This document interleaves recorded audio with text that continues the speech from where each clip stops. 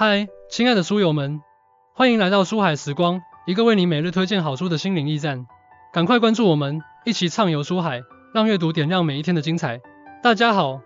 今天我要向大家推荐一本改变无数人思维方式和人生轨迹的神奇之书《跃迁》。这本书的作者是古典老师，他是一位知名的生涯规划师、新精英生涯创始人，在个人成长、职业发展等领域有着深入的研究和丰富的实践经验。他就像是一位智慧的引路人，用自己独特的视角和深刻的见解，为我们打开了一扇通往高效成长的大门。《跃迁》这本书的价值不可估量，在当今这个信息爆炸、竞争激烈的时代，我们常常感到迷茫和无助，仿佛置身于茫茫大海中，周围是无尽的波涛，而我们却找不到前进的方向。《跃迁》就像是一座灯塔，为我们照亮前行的道路。它所传达的理念和方法，能够帮助我们跳出低效的勤奋陷阱，实现人生的跨越式发展。无论你是初入职场的新人，还是在事业上遇到瓶颈的中年人，亦或是对未来充满迷茫的年轻人，这本书都能为你提供宝贵的指引。它可以改变你的思维方式，让你以一种全新的视角看待世界和自身，从而开启一段充满无限可能的旅程。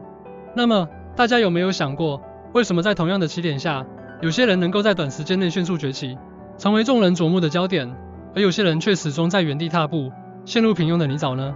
让我们来看一个名人的例子。埃隆·马斯克，大家都知道他是一个传奇人物。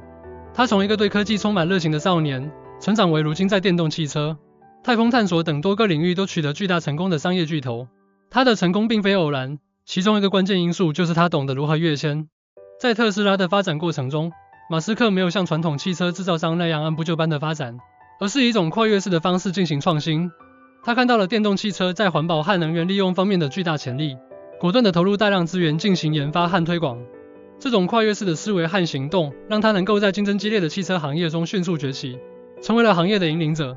这就像跃迁中所阐述的那样，我们要学会识别趋势，抓住关键节点，以一种更高效的方式实现人生的目标。接下来，就让我们一起深入了解跃迁的核心理念和重要习惯，看看如何才能像那些成功人士一样，实现人生的跃迁。第一部分，高手的暗箱，利用规律放大努力。跃迁中提到的第一个重要概念就是高手的暗箱。在现代社会，个人的成功不仅仅取决于自身的努力，更在于是否能够巧妙地利用时代的规律和社会的资源。就像在绘画领域，文艺复兴时期的画家们之所以能够创造出如此辉煌的作品，不仅仅是因为他们有着高超的绘画技艺，更是因为他们掌握了当时先进的透视学、解剖学等知识，并将这些知识运用到绘画创作中，从而实现了艺术上的突破。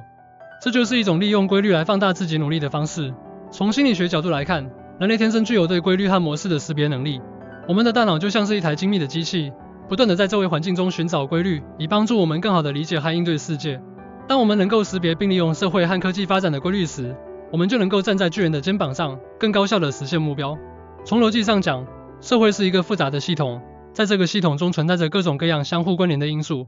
如果我们能够理解这些因素之间的关系，找到其中的关键节点，那么我们就可以通过较小的投入获得更大的回报。例如，在互联网时代，电商行业的兴起就是利用了互联网技术发展带来的规律。那些早期进入电商领域的商家们，通过互联网平台打破了传统商业在地域和空间上的限制，将自己的产品推向更广阔的市场，从而获得了巨大的成功。那么，我们该如何应用高手的暗箱这一理念呢？首先，我们要保持开放的心态，积极关注时代的发展趋势和新兴事物。无论是新的科技发明、社会热点还是文化潮流，都可能蕴含着我们可以利用的规律。其次，我们要学会跨界学习，拓宽自己的知识面，因为不同领域的知识相互交融，往往能够产生新的灵感和思路。比如，将艺术与科技相结合，可以创造出令人惊叹的创意产品。最后，我们要善于利用各种资源，包括人脉、信息、技术等。在应用这一理念的过程中，我们能够获得的好处是显而易见的。我们可以节省大量的时间和精力，避免盲目努力。同时，我们能够站在更高的起点上，拥有更多的机会来实现自己的目标。就像书中所说，在今天的时代，基于个体的精进太慢，只有借势跃迁，才能赶上这个时代的速度。书中有一个关于知识付费的例子。在知识付费兴起之初，一些有远见的人看到了互联网时代人们对于知识获取的渴望以及碎片化学习的需求。他们利用互联网平台，将自己擅长的领域的知识制作成课程，通过知识付费的模式进行传播。这些人就是运用了高手的暗箱的理念，他们识别了互联网时代知识传播的新规律，并将其转化为自己的优势。正如书中所写，走在时代前面的明白人永远是小部分。他们理解世界的趋势，了解科技的力量，有更加成熟的心智模式，更开放的心态和更快的迭代速度。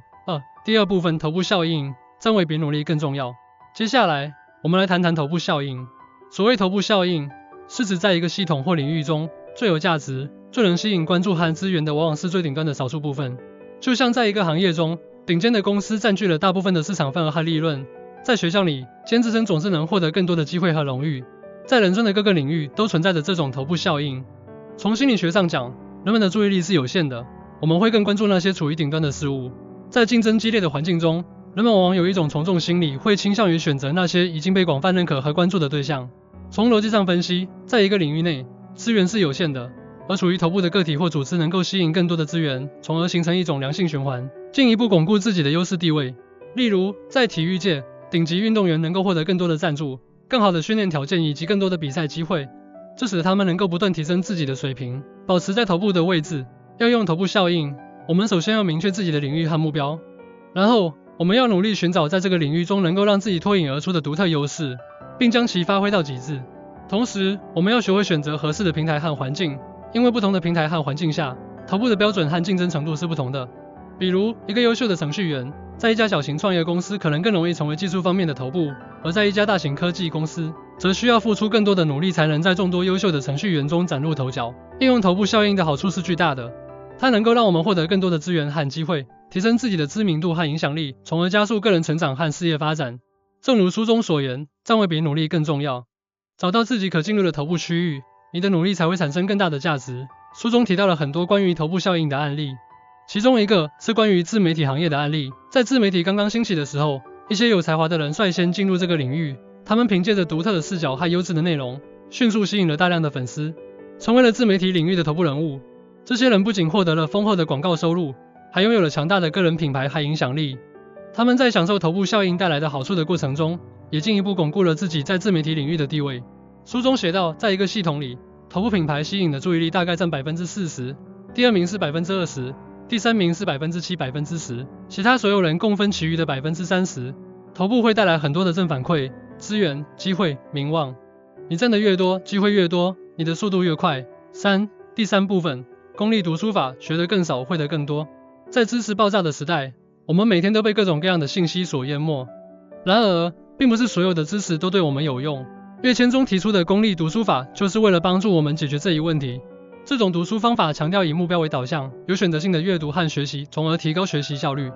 从心理学角度来看，人类的大脑在面对大量信息时，会产生一种认知负荷。如果不加以筛选和整理，我们很难有效地吸收和理解知识。而功利读书法符合大脑的这种认知特点，它让我们的大脑能够集中精力处理那些对我们实现目标有帮助的知识。从逻辑上讲，学习是为了解决问题，实现目标。如果我们盲目的学习，没有明确的方向，那么我们就会浪费很多时间和精力。功利读书法就像是在知识的海洋中为我们指引方向的灯塔，让我们能够更精准地获取所需的知识。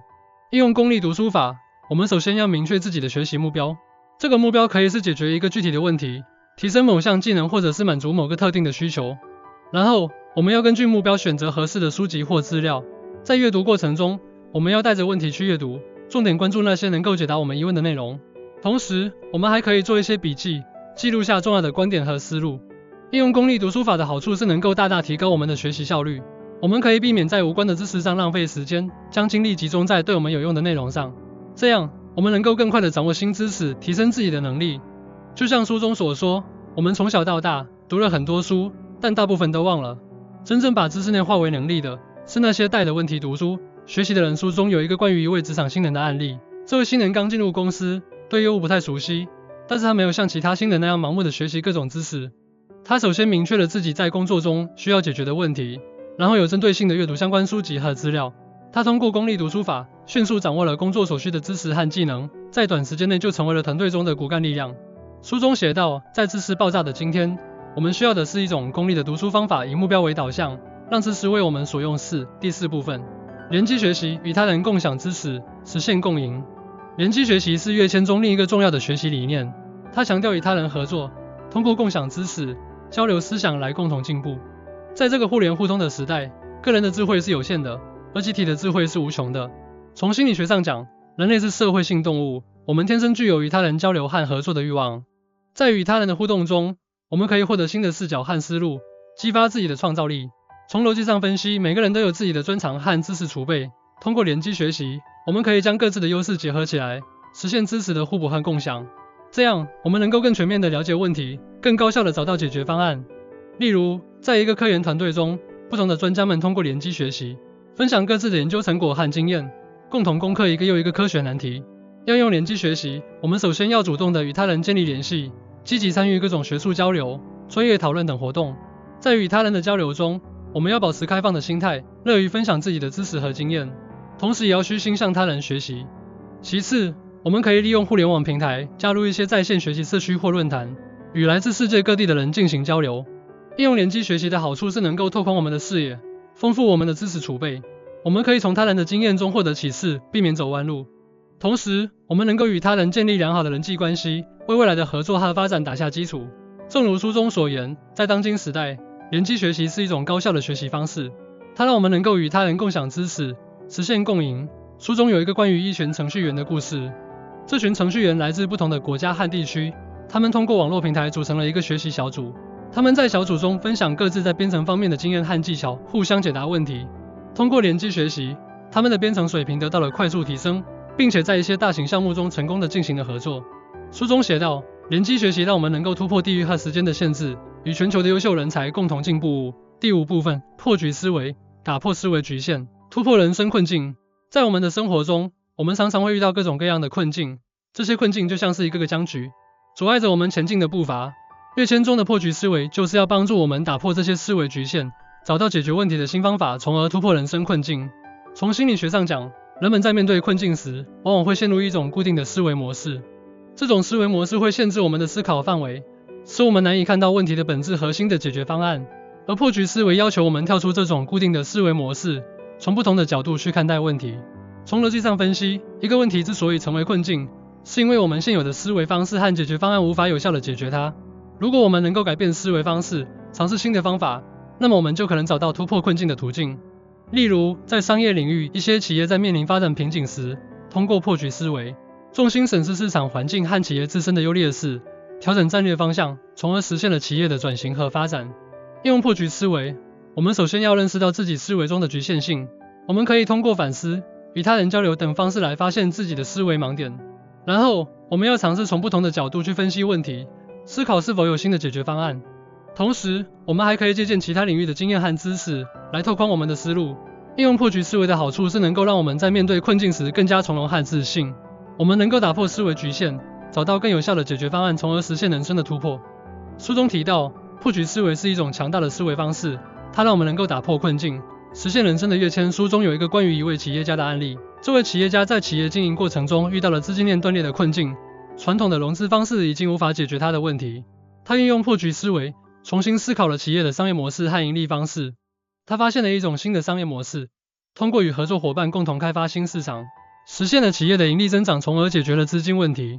书中写道，在困境中，我们需要一种破局思维，打破传统的思维模式，寻找新的解决方案。跃迁这本书就像是一把神奇的钥匙，为我们打开了通往成功的大门。它所传达的高手的暗箱、头部效应、功利读书法、联机学习和破局思维等理念，为我们提供了一套完整的高效成长方法论。这些理念相互关联、相互补充，涵盖了个人成长和发展的各个方面。它教会我们如何利用规律、站位、读书、学习和思考来实现人生的跃迁。现在，我想邀请大家行动起来，去阅读《跃迁》这本书，并将其中的理念和方法运用到自己的生活和工作中。不要再让那些低效的努力和无效的忙碌占据你的时间。让我们一起踏上这段充满挑战和机遇的跃迁之旅。相信自己，你也可以成为自己人生的高手，在人生的舞台上绽放出属于自己的光彩。记住，人生没有白走的路，每一步都算数。让我们从现在开始，勇敢地迈出第一步，去拥抱这个充满无限可能的未来吧。也许你会说，改变是困难的，但是你要知道，每一次改变都是一次成长的机会。就像蝴蝶破茧成蝶的过程，虽然充满了痛苦和挣扎，但最终的结果是美丽而令人惊叹的。跃迁这本书将陪伴你走过这段艰难的旅程，为你提供指引和支持。相信我，当你开始运用书中的方法时，你会发现一个全新的世界在向你敞开。你会发现，原来自己可以如此强大，原来人生可以如此精彩。所以，行动起来吧，去阅读跃迁，去实现你的人生跃迁。